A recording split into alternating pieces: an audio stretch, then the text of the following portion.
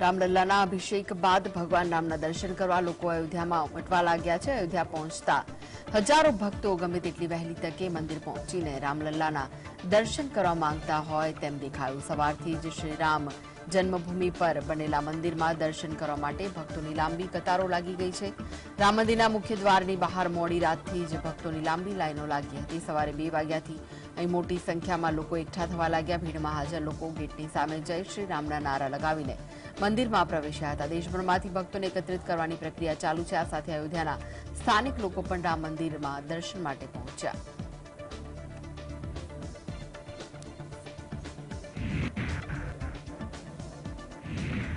અયોધ્યામાં ભગવાન રામ જેટલું જ મહત્વ હનુમાનગઢીમાં બિરાજિત હનુમાનજીનું છે। ત્યારે દેશભરમાંથી અયોધ્યા પહોંચેલા શ્રદ્ધાળુઓ હનુમાનગઢી પહોંચ્યા અને હનુમાનજીના દર્શન કર્યા હતા। ઉલ્લેખનીય છે કે હનુમાનજી ભગવાન રામના સેવક છે અને અયોધ્યામાં તેઓ હનુમાનગઢીમાં સાક્ષાત સ્વરૂપે બિરાજિત હોવાનું મનાય છે।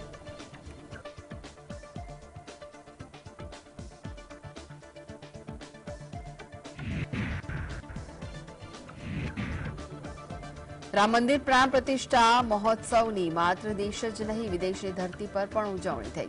દુબઈથી લઈને અમેરિકામાં રામ મંદિર પ્રાણ પ્રતિષ્ઠા ઉજવણી થઈ। અમેરિકાના ન્યૂયોર્ક સ્થિત ટાઈમ્સ સ્ક્વેર પર મોટી સંખ્યામાં ભારતીયો પહોંચ્યા અને રામના ગીતો પર નાચતા જોવા મળ્યા। ટાઈમ્સ સ્ક્વેરના કેટલાક બિલબોર્ડ પર ભગવાન રામની તસવીરો જોવા મળી હતી। ઓવરસીઝ ફ્રેન્ડ ઓફ રામ મંદિરના સભ્યોએ પ્રાણ પ્રતિષ્ઠાની ઉત્સવની ઉજવણી પર લાડુ વહેંચ્યા હતા।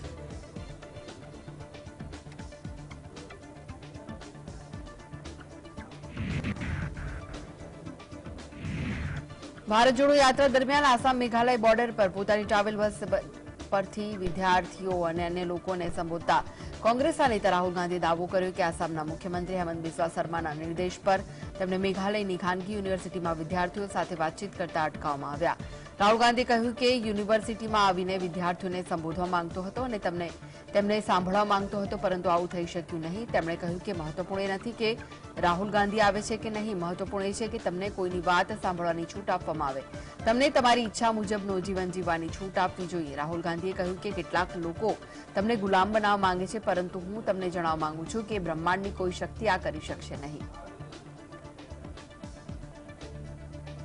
कहा राहुल गांधी असम के स्टूडेंट से, असम के छात्रों से, नॉर्थ ईस्ट के स्टूडेंट से नहीं मिल सकता है। आपको कहा जा रहा है कि आप सोचो मत, आप सपने मत देखो। जो आपको बताया जा रहा है ऊपर से, उसको आप सुन लो। आपको कोई डरने की जरूरत नहीं है, किसी स्टूडेंट को डरने की जरूरत नहीं है। आप इस देश के भविष्य हो। जो सपना आप देखना चाहते हो, जो आप करना चाहते हो, जो आप पहनना चाहते हो, वो आप करो। कोई आपको नहीं रोक सकता है। પ્રજાસત્તાક દિવસ નિમિત્તે કાઢવામાં આવતી પરેડમાં પહેલીવાર દિલ્હી પોલીસની મહિલા કર્મચારીઓ પણ સામેલ થશે। આઈપીએસ અધિકારી શ્વેતા સુગથને જણાવ્યું કે આ પરેડમાં કોન્સ્ટેબલથી હેડ કોન્સ્ટેબલ સુધીના રેન્કના મહિલા પોલીસ કર્મચારીઓ પણ સામેલ થશે। અમે તમામ લોકો આ કાર્યક્રમને લઈને ઘણા ઉત્સાહિત છીએ। દિલ્હી પોલીસના 144 મહિલા પોલીસ કર્મચારી ગણતંત્ર દિવસની પરેડમાં ભાગ લેશે। છેલ્લા 6 મહિનાથી અમે આના માટે તૈયારીઓ શરૂ કરી હતી। દિલ્હી પોલીસમાં કોઈ મહિલા બેન્ડ ન હોવાના કારણે આના માટે ઘણી તૈયારીઓ કરવી પડી। પરેડ માટે મહિલા પોલીસ કર્મચારીઓને બેઝિક બાબતોથી ટ્રેનિંગની શરૂઆત કરાવી હતી। વરિષ્ઠ પોલીસ કર્મચારીઓએ પણ આમાં મદદ કરી હતી। Basically, since there was no female contingent or female band that was existing in Delhi Police, the entire process took a lot of time. So the preparation was quite extravagant. So we had to bring in the participants. We had to train them from scratch because none of them were trained neither in marching nor in the instruments. So it was a humongous process. All the senior officers also supported really well. So at some point of time we had also doubted if this would be possible, but then today we are all ready to participate in the parade. Jammu કાશ્મીરમાં શીતલહેરની સ્થિતિના કારણે ઠંડીનું તીવ્ર મોજું યથાવત છે। કાશ્મીરના મોટાભાગના સ્થળોએ તાપમાન 0થી નીચે નોંધાયું। હવામાન વિભાગના અધિકારીઓએ જણાવ્યું કે દક્ષિણ કાશ્મીરના પુલવામા અને શોપિયા શહેરોમાં રાત્રે લઘુત્તમ તાપમાન -7.4 ડિગ્રી સેલ્સિયસ નોંધાયું, જ્યારે શ્રીનગરમાં ન્યૂનતમ તાપમાન -5.3 ડિગ્રી સેલ્સિયસ રેકોર્ડ થયું. આ સાથે જ પહેલગામમાં -6.8 ડિગ્રી સેલ્સિયસ જ્યારે કે ગુલમર્ગમાં -4 ડિગ્રી તાપમાન નોંધાયું. કેન્દ્રશાસિત પ્રદેશમાં 21મી ડિસેમ્બરથી 31મી જુલાઈ સુધી 40 દિવસ ચિલ્લાઈ કલાની સ્થિતિ હોય છે. એટલે કે આ સમયગાળા દરમિયાન જમ્મુ કાશ્મીરમાં ખૂબ જ વધારે ઠંડી પડે છે. જોકે આ વખતે પહાડી ક્ષેત્રોને બાદ કરતા અન્ય કોઈ વિસ્તારોમાં હિમવર્ષા થઈ નથી. પર્યટકોને હિમવર્ષા માટે ગુલમર્ગ સહિતના સ્થળોની મુલાકાત લેવી પડે છે.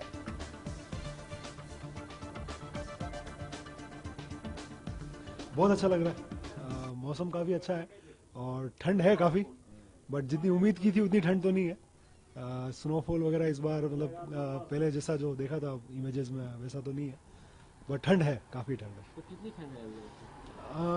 ठंड है मतलब नॉर्मल से तो ज़्यादा ठंड है, मतलब कंपेयर टू राजस्थान से तो बहुत ज़्यादा ठंड है यहाँ पर. हाँ, स्नो तो हो नहीं पाया, लेकिन गुलमर्ग में जो फेज़ 2 है वहाँ स्नो मिल गई, और तो जो सपना था वो मतलब पूरा नहीं हुआ जो प्रॉपर गुलमर्ग में और वहाँ देखनी थी, लेकिन हाँ मतलब फिर भी सेटिस्फाइड हो काफी. तो लोगों को आना चाहिए. તો અયોધ્યામાં નિર્મિત રામ મંદિરમાં ભગવાન રામ તેમના સિંહાસન પર વિરાજમાન થયા છે. 5 વર્ષના બાળ સ્વરૂપમાં વિરાજમાન રામલલ્લાના સોનાના આભૂષણોથી શૃંગાર જોઈને લોકો ભાવવિભોર થયા છે. રામ ભક્તોનું સપનું હવે હકીકતમાં બદલાઈ ગયું છે. અયોધ્યામાં બની રહેલા રામ મંદિરમાં રામલલ્લા વિરાજમાન થયા અને દેશભરમાં રામ ભક્તોએ જશ્ન મનાવ્યો. ઠેર ઠેર ભગવા ધ્વજ સાથે શોભાયાત્રા નીકળી હતી. ધાર્મિક આયોજનો થયા અને જય શ્રી રામના નારા લાગ્યા. ત્યારે હવે દરેકની ચાહત છે કે અયોધ્યા જઈને રામલલ્લાના મનોહર સ્વરૂપના એકવાર નજીકથી દર્શન કરે. પૂજા વિધિ બાદ વડાપ્રધાન નરેન્દ્ર મોદીએ ભગવાન રામની આંખો પર રહેલી પટ્ટીને હટાવીને દેશવાસીને ભગવાન શ્રી રામના મનોહર બાળ સ્વરૂપના દર્શન થયા. શૃંગાર સાથે ભગવાન રામનું આ સ્વરૂપ સૌ કોઈને મનમોહિત કરનારું છે. આ રામલલ્લાની 200 કિલોની પ્રતિમાને 5 કિલો સોનાના આભૂષણ પહેરાવવામાં આવ્યા છે. રામલલ્લાના નખથી થઈને લલાટ સુધી આભૂષણોથી રામલલ્લા સજ્જ છે. ભગવાન રામે માથા પર સોનાનો મુગટ પહેર્યો છે. આ મુગટ લાલ અને લીલા રંગના રત્નથી જડિત છે. તેમાં કિનારા પર મોતીઓની ઝાલર લટકી રહી છે. માથાની વચ્ચોવચ્ચ સફેદ ધાતુથી તિલક બનેલું છે. કમરમાં કંદોરો બાંધેલો છે. કાનમાં સોનાના કુંડળ અને ગળામાં લીલા સફેદ તથા લાલ રંગના મોતીઓની દિવ્ય માળા છે. તેના પેન્ડલ રામલલ્લાની નાભી સુધી લટકી રહ્યા છે. ભગવાનના બંને હાથ અને બંને પગમાં સોનાના કડા છે. ડાબા હાથમાં સોનાનું બાણ અને જમણા હાથમાં ધનુષ ધારણ કર્યું છે. ડાબા હાથમાં અંગૂઠામાં એક વીંટી પણ છે, જેમાં માળા લટકી રહી છે. આ ઉપરાંત ભગવાને એક મોટી માળા પહેરી છે. ગળાથી પગ સુધી એક મોટો હાર પહેરાવાયો છે. આ હારનું વજન 2 કિલો હોવાનું કહેવાઈ રહ્યું છે. રામલલ્લાને પીતાંબર ઓઢાડવામાં આવી છે. તેમના ધોતીનો રંગ પીળો છે. આ ઉપરાંત રામલલ્લાને ફૂલોની માળા પણ પહેરાવવામાં આવી છે. રામલલ્લાને ચડાવવામાં આવેલ મોટા ભાગના ઝવેરાત રાજસ્થાનથી આવ્યા છે. રામલલ્લાની મૂર્તિ કૃષ્ણ શૈલીમાં બનાવાઈ છે, જેને કર્ણાટકના મૂર્તિકાર અરુણ યોગીરાજે બનાવી છે. આ મનમોહક મૂર્તિની એક ઝલક નિહાળવા માટે લોકો સદીઓથી ઇંતજાર કરી રહ્યા હતા. તે તમામ લોકોનું સપનું હવે પૂર્ણ થયું છે. Bureau report, GSTV. તો અયોધ્યામાં રામ મંદિરના પ્રાણ પ્રતિષ્ઠા મહોત્સવની સાથે જ હવે ભક્તો માટે મંદિરના દ્વાર ખોલી દેવાયા છે. શ્રદ્ધાળુઓ રામલલ્લાના દરરોજ 14 કલાક સુધી દર્શન કરી શકશે. અયોધ્યામાં રામલલ્લાની પ્રાણ પ્રતિષ્ઠા બાદ રામ મંદિરમાં રામલલ્લાની પૂજા કરવાનો નિયમ નક્કી કરવામાં આવ્યો છે. આ માટે શ્રી રામોપાસના નામની સંહિતા બનાવાઈ છે, જે મુજબ હવે સવારે 3 વાગ્યાથી પૂજન અને શૃંગારની તૈયારી થશે. બ્રહ્મ મુહૂર્તમાં સવારે 3 વાગ્યાથી ગર્ભગૃહની સફાઈ, પૂજા અને શણગારવાની તૈયારીઓ કરવામાં આવશે. વહેલી સવારે 3:30 થી 4 વાગ્યાની આસપાસ ભગવાનની મૂર્તિઓ અને શ્રીયંત્ર બંનેને મંત્રોચ્ચાર સાથે જગાડવામાં આવશે. ત્યારબાદ મંગળા આરતી થશે. આ પછી સવારે 4:30 થી 5 વાગ્યા સુધી મૂર્તિઓના અભિષેક અને શણગાર થશે અને ત્યારબાદ રામલલ્લાની શૃંગાર આરતી કરવામાં આવશે. પહેલા 5 વખત આરતી થતી હતી, આગળ પણ તેવી જ રીતે 5 વખત આરતી થશે. શ્રદ્ધાળુઓ સવારે 8 વાગ્યાથી રામલલ્લાના દર્શન કરી શકશે. મધ્યાહન ભોગ આરતી લગભગ 1 કલાકે થશે, જે બાદ બપોરે 2 કલાકે દર્શન બંધ રહેશે. બપોરે 3 વાગ્યાથી દર્શન ફરીથી શરૂ થશે, જે રાત્રે 10 વાગ્યા સુધી ચાલુ રહેશે. આ દરમિયાન સાંજે 7 કલાકે સંધ્યા આરતી પણ થશે. ટ્રસ્ટના મહાસચિવ ચંપતરાયે માહિતી આપતા જણાવ્યું હતું કે રામલલ્લાને દર કલાકે ફળ દૂધનો ભોગ લગાવાશે. દરરોજ સવારે 8 થી રાત્રિના 10 વાગ્યા સુધી મંદિર ખુલ્લું રહેશે. પ્રાણ પ્રતિષ્ઠા મહોત્સવ બાદ હવે શ્રદ્ધાળુઓની સંખ્યા જોતા દર્શનનો સમય 14 થી 15 કલાકનો હોઈ શકે છે. રામ મંદિરના પૂજારી સત્યેન્દ્ર દાસે કહ્યું છે કે 1949માં દેખાયેલા શ્રી રામલલ્લાના કપડાનો રંગ પણ તે દિવસ પ્રમાણે જ રહ્યો હતો. નવા મંદિરમાં આ પરંપરા ચાલુ રહેશે. રામલલ્લા સામાન્ય દિવસોમાં સોમવારે સફેદ વસ્ત્ર પહેરે છે, પરંતુ ખાસ પ્રસંગોએ તેઓ પીળા વસ્ત્રો પહેરતા હોય છે. તમે મંગળવારે લાલ, બુધવારે લીલો, ગુરુવારે પીળો, શુક્રવારે ઓછો પીળો અથવા ક્રીમ રંગ, શનિવારે વાદળી અને રવિવારે ગુલાબી પહેરશો.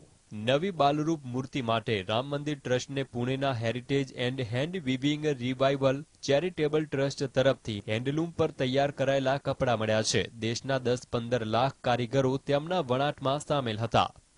Bureau report, GSTV. તો અયોધ્યામાં રામલલ્લાના પ્રાણ પ્રતિષ્ઠા બાદ સમગ્ર દેશમાં દીપોત્સવ ઉજવાયો. દેશભરમાં મંદિરો અને જાહેર સ્થળો રોશની અને દીવડાથી ઝગમગી ઉઠ્યા. લોકોની સાથે સાથે વડાપ્રધાન મોદીએ પણ દીપ પ્રગટાવીને ભગવાન રામની આરાધના કરી. રામલલ્લા અયોધ્યામાં પોતાના સિંહાસન પર બિરાજમાન થયા છે, ત્યારે અવધમાં રામના આગમનથી આખો દેશ રામમય બની ગયો છે. સાંજ ઢળતાની સાથે જ સમગ્ર દેશ દીવાઓથી ઝળહળી ઉઠ્યો, જાણે કે દિવાળીની ઉજવણી કરવામાં આવી રહી હોય તેવા દ્રશ્યો જોવા મળ્યા. અયોધ્યા સહિત સમગ્ર દેશમાં દીપોત્સવની ધામધૂમથી ઉજવણી થઈ. અયોધ્યામાં દીપોત્સવની અનોખી ઉજવણી કરવામાં આવી. સમગ્ર અયોધ્યા નગરી દીવાઓની રોશનીથી ઝળહળી ઉઠી. અયોધ્યામાં શાનદાર લાઇટિંગ અને ફુવારાએ સરયુ નદીની સુંદરતામાં વધારો કર્યો છે. આ ઉપરાંત અયોધ્યામાં રામ મંદિર અને અન્ય સ્થળોએ લાઇટિંગની સાથે સાથે લેઝર શોનું પણ આયોજન કરવામાં આવ્યું હતું. અયોધ્યામાં લોકોના મુખે માત્ર એક જ નામ છે અને એ છે જય શ્રી રામ, જય શ્રી રામ. દિવાળીની જેમ જ લોકોએ પોતાના ઘરોને દીવાઓ અને રોશનીથી શણગાર્યું છે. આ સાથે જ આતશબાજી પણ જોવા મળી હતી. લોકો બાલ્કનીઓથી લઈને ઘરની છત સુધી દીવાઓ પ્રગટાવીને અંધકારમાં રોશની કરીને પ્રભુ રામને આવકાર્યા હતા. પ્રાણ પ્રતિષ્ઠા કાર્યક્રમ પહેલા પીએમ મોદીએ અયોધ્યામાં એરપોર્ટ અને અન્ય વિકાસ કાર્યોના ઉદ્ઘાટન સમયે 22 જાન્યુઆરીએ દિવાળી મનાવવાની અપીલ કરી હતી. ત્યારે વડાપ્રધાન મોદીએ પણ તેમના નિવાસસ્થાન એટલે કે પીએમઓમાં પણ રામ જ્યોતિ પ્રગટાવી. સમગ્ર પીએમઓમાં દીપોત્સવની ઉજવણી કરવામાં આવી અને દીવાઓ પ્રગટાવવામાં આવ્યા. પીએમની સાથે કેબિનેટમાં તેમના સાથીદારો પણ ભગવાન રામના અયોધ્યા આગમન પર તેમના નિવાસસ્થાન પર શ્રી રામ જ્યોતિ પ્રગટાવતા જોવા મળ્યા હતા. ભગવાન રામના આગમનને ધ્યાનમાં રાખીને દેશભરના લગભગ દરેક નાના મોટા મંદિરોને શણગારવામાં આવ્યા છે.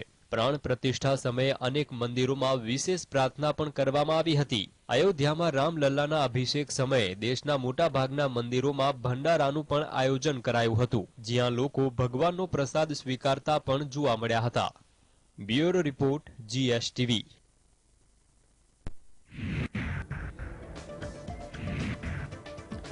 વડાપ્રધાન નરેન્દ્ર મોદી રામ પ્રત્યે અનેરી આસ્થા ધરાવે છે અને રામ મંદિર પ્રાણ પ્રતિષ્ઠા મહોત્સવ દરમિયાન ફરી એક વખત પીએમની આસ્થાના દર્શન થયા.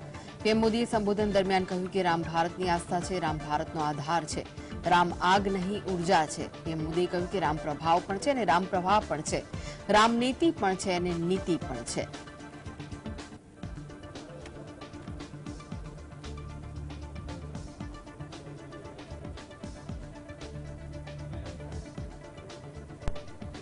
हमारे देश ने इतिहास की इस गांठ को जिस गंभीरता और भावुकता के साथ खोला है, वो ये बताती है कि हमारा भविष्य हमारे अतीत से बहुत सुंदर होने जा रहा है. वो भी एक समय था जब कुछ लोग कहते थे कि राम मंदिर बना तो आग लग जाएगी, ऐसे लोग भारत के सामाजिक भाव की पवित्रता को नहीं जान पाए। रामलला के इस मंदिर का निर्माण भारतीय समाज के शांति, धैर्य, आपसी सद्भाव और समन्वय का भी। તો અયોધ્યા રામ મંદિર પ્રાણ પ્રતિષ્ઠા કાર્યક્રમ બાદ ઉત્તર પ્રદેશના મુખ્યમંત્રી યોગી આદિત્યનાથે જણાવ્યું કે જ્યાં સંકલ્પ કરવામાં આવ્યો હતો ત્યાં જ રામ મંદિરનું निर्माण કરવામાં આવ્યું। પ્રાણ પ્રતિષ્ઠા સમારોહ પર અભિનંદન પાઠવતા સીએમએ કહ્યું કે આજે મારું હૃદય લાગણીઓથી ભરાઈ ગયું છે। આ શુભ અવસર પર ભારતનું દરેક ગામ અયોધ્યા ધામ બની ગયું છે। દેશના દરેક માર્ગો પર રામ નામનો જાપ થયો। આખો દેશ ભગવાન રામના પ્રેમમાં પડી ગયો। એવું લાગે છે કે આપણે ત્રેતાયુગમાં આવી ગયા છે। આજે દરેક રામ ભક્તના હૃદયમાં ખુશી, આનંદ અને સંતોષની લાગણી છે। ભારત ઘણા લાંબા સમયથી આ દિવસની રાહ જોઈ રહ્યું હતું।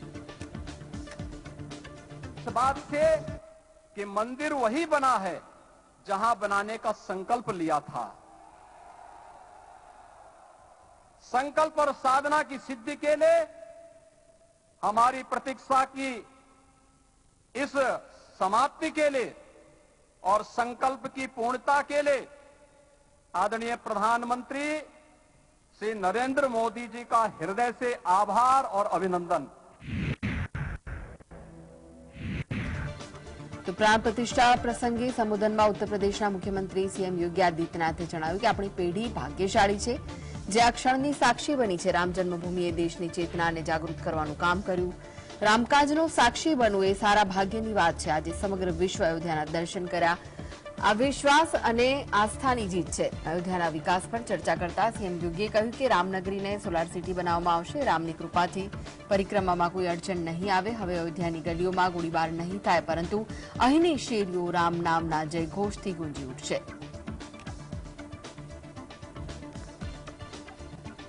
अब कोई अयोध्या की परिक्रमा में बाधा नहीं बन पाएगा। अयोध्या की गलियों में अब गोलियों की गड़गड़ाहट नहीं होगी, कर्फ्यू नहीं लगेगा। अपितु यहां दीपोत्सव, रामोत्सव और यहां की गलियों में श्री राम नाम संकीर्तन से यहां की गलियां गुंजायमान होंगी। રામ મંદિર પ્રાણ પ્રતિષ્ઠા કાર્યક્રમને સંબોધતા આરએસએસના વડા મોહન ભાગવતે જણાવ્યું કે લગભગ 500 વર્ષના સમયગાળા બાદ ભગવાન રામલલ્લા અયોધ્યા પરત ફર્યા છે। જેમના પ્રયાસોના કારણે આપણે આ જીવન દિવસ જોઈ રહ્યા છે। તેમને હું કોટી કોટી નમન કરું છું। આ યુગમાં જે કોઈ રામલલ્લાના પાછા આવવાનો ઇતિહાસ સાંભળશે તેમના તમામ દુઃખ દર્દ દૂર થઈ જશે। આ ઇતિહાસમાં એટલી શક્તિ છે। ભાગવતે કહ્યું કે મને ખબર પડી કે વડાપ્રધાને આ કાર્યક્રમ માટે કડક ઉપવાસ રાખ્યા હતા। મારી તેમની સાથેની જૂની ઓળખાણ છે અને તેઓ એક તપસ્વી છે। રામલલ્લા અયોધ્યા આવ્યા, અયોધ્યાની બહાર કેમ ગયા? અયોધ્યા એ શહેરનું નામ છે જેમાં કોઈ સંઘર્ષ નથી, કોઈ વિવાદ નથી। રામજી 14 વર્ષ પછી પાછા આવ્યા અને વિવાદનો અંત આવ્યો। પીએમ મોદીએ તપ કર્યું અને હવે આપણે પણ તપસ્યા કરવી પડશે। जिस धर्म स्थापना विश्व में करने के लिए राम का अवतार हुआ था, उस धर्म स्थापना को अनुकूल स्थिति अपने आचरण में अपने देश में उत्पन्न करना यह अपना कर्तव्य बनता है। रामलला आए हैं हमारे मन को आह्लादित करने के लिए, उत्साही करने के लिए, प्रेरणा देने के लिए, साथ साथ इस कर्तव्य की याद दिलाकर उसमें कृति प्रवण करने के लिए आए हैं।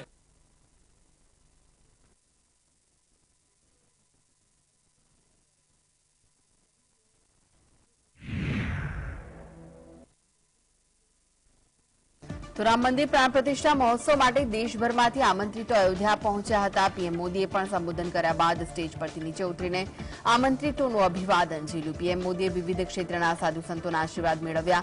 સાથે જ વડાપ્રધાન નરેન્દ્ર મોદી, ઉદ્યોગપતિ મુકેશ અંબાણી, સચિન તેંડુલકર, બોલિવૂડ અભિનેતા અમિતાભ બચ્ચન સહિત બોલિવૂડના સ્ટાર્સનું પણ અભિવાદન ઝીલ્યું હતું।